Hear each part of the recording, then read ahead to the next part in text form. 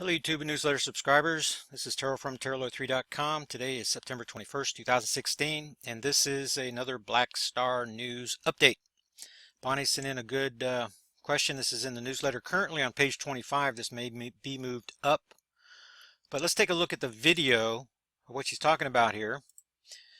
Nibiru and Nemesis pathway up to September 16th, number 38. This appears, it's kind of pretty.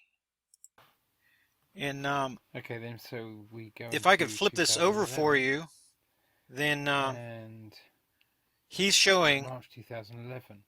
Now he's showing his black star, his Nibiru, whatever you want to whatever you want to call it, coming up from the southern hemisphere and going back, diving back down. This is very similar to Gilbert Erickson, I believe. Fellow, he seems pretty smart. Tried to converse with him. The guy didn't want to have anything to say. I think that the guy's just spreading disinformation. I'm not saying this is disinformation necessarily. He's getting this information from somewhere, but it just simply does, everything does just not add up. Got to working on doing the research on this story, and I want to share some of that information with you. So this is where Bonnie starts, and this is where I begin right here, just starting off. The gift type model showing Nibiru coming from the southern hemisphere to reach perihelion and dive back into the southern hemisphere is definitely inaccurate based upon the well-defined seismic pattern and related information, including the magnetopause reversal. Here's a link to the video right there. The mystery Martian dust storms. And then there's a comment. I'm trying to give you more information. If you understand about how solar systems are formed, dust cloud, condensation, solar disk formation, then you're going to realize that these guys are orbiting one another or a third point in space, and that they are going to generally be like this. That's just the way that it is out there in the solar system. And I give you more. The two disks they found are aligned with each other in the same plane, which that's normal. That's the way that it is.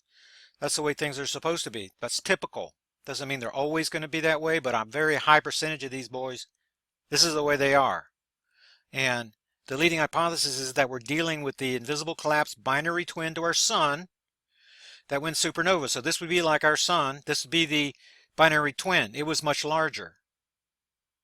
Larger stars burn out quicker. It imploded. It created this remnant body that is now doing this thing. And rather than orbiting a third point in space that they held in common, now the black star has superior mass to the black star, so the black star has a planetary relationship. Even though it's a star, it's a remnant star. It has a planetary relationship with the sun, but still, depending on where this sun was when it went supernova, then a new set of mechanics took over, because the biggest gravity well was no longer the imploded sun, but it was our sun. So wherever this guy was, it began, instead of orbiting that third point in space, it began orbiting our sun, but still on the same plane. And there's just too much evidence of that. So I'll give you some of the background information right here, and then I get down to this part. We know from the seismic data that Earth is passing between the sun and black star, creating big seismic events on a 188-day cycle. From December 26, 2004, there's information on the Sumatra quake, all the way up to April 25th. When you use, which is it, Chile or Fukushima? I believe it's Chile. When you take Chile on February 27th, that should be February the 27th there. It says the 26th. That's a typo. Whenever you go backwards to Sumatra, you get 12.8 days. When you go forward to April 25th, you get 12.4 days that you're adding to each year. That's the remainder that's left over. And adding 12 days to your each year, divide that in half because you have a near side and backside alignment, then that's where you get the 188-day cycle. The 188-day cycle is, oh, here we go again.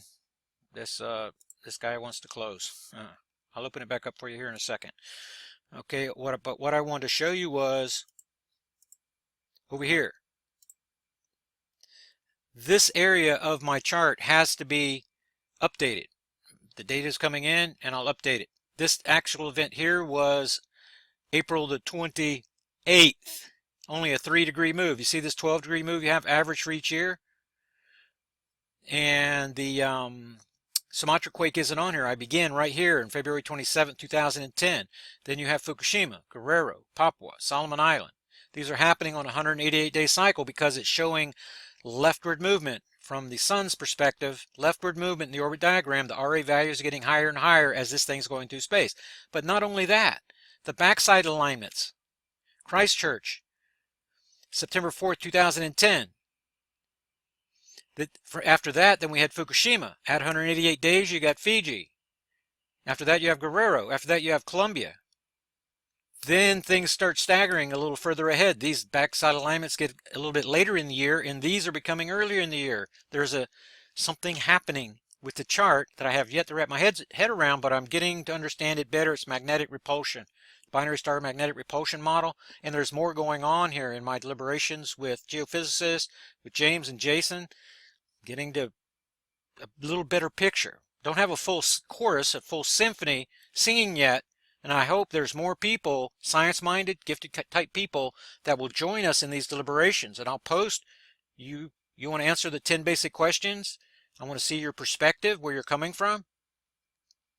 And then you will be part of our little get-together, our research group. Sandy has contributions too. Sandy's quoted by Jason and the geophysicist, and we quote each other, and we give our views back and forth, and gradually we're getting a chorus that's going on. So let me get back to the point here, and let me reopen that newsletter. There's some kind of conflict thingy that's happening here, and this was down on page 25. Let's get this back on 100%. Get back down to page 25. There we go. Now, so this is the outlook. You can already see from this pattern and the pattern from the video that they just really not going to add up. They just really not going to add up. This is the Gilbert Erickson, I believe that's his name. This is the same model he's using, and I think that's going to be this guy's source. And I've talked with that guy. Disinformation for certain. I'm not saying this guy is again, but the guy that's feeding him the information has got this wacky theory that will not create a seismic pattern. Gilbert Erickson is not going to talk about the seismic pattern. He's not going to talk about magnetopause reversals, Martian dust storms, how those things happened in 2012. It happened again in 2016. We predicted it in advance. Everything happened. Yes, it happened a little earlier than I thought because the black star slowed down leftward movement in the orbit diagram. I didn't see that coming. That surprised me. But the solar flaring activity took place in April 2016, leading up to the Martian dust storms, leading up to the magnetopause collapse. Same pattern that we saw in 2012. And it's because of the pattern that we were able to make the prediction. We don't have to understand the science as long as we can see the pattern and make the prediction, right? I want to understand the science more, and it appears that the magnetopause collapse reversals, Martian dust storms are caused by magnetic portal connection convergence. In other words, the sun and the earth are connected by a magnetic portal, and this object going around that's coming in is connected to the sun too. And as we pass between them, we have multiple magnetic portal connections that are converging on each other and interacting together. They're like giant live electrical wires. And it's those electrical wires getting closer and closer together and cross-firing, creating these highly charged ionic clouds, giving directionality between the converging portals. And I saw a comment on my video yesterday that NASA would laugh at this. If you go to my channel right here and you go to magnetic portal connections, it's going to take you to NASA documentation. They're going to show you how the sun and earth are connected. They're going to talk to you about internal active conduits, passive conduits.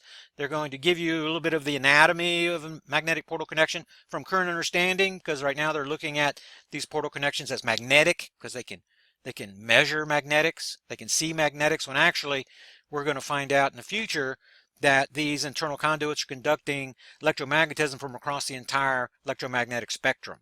So the sun is going to sleep because the black star is doing it.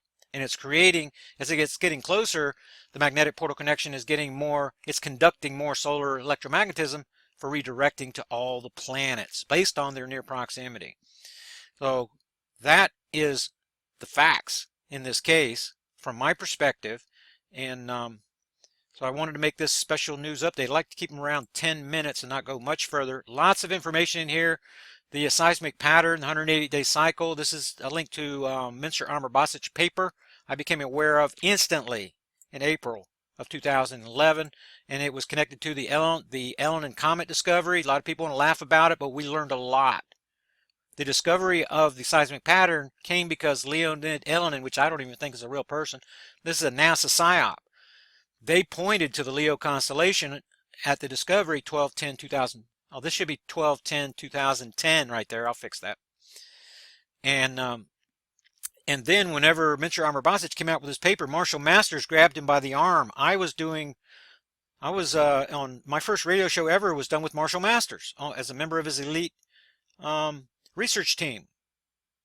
That was on May 3rd, 2011, right after this right here happened. And it was because of Mr. Basic and what Marshall Masters was twisting his arm and changing his testimony. I communicated with Mr. Basic a dozen times before he ever got in contact with Marshall Masters, and I heard his views on all these things. He wasn't concerned about the seismic pattern or any of that stuff. He was concerned about someone stealing his patent rights.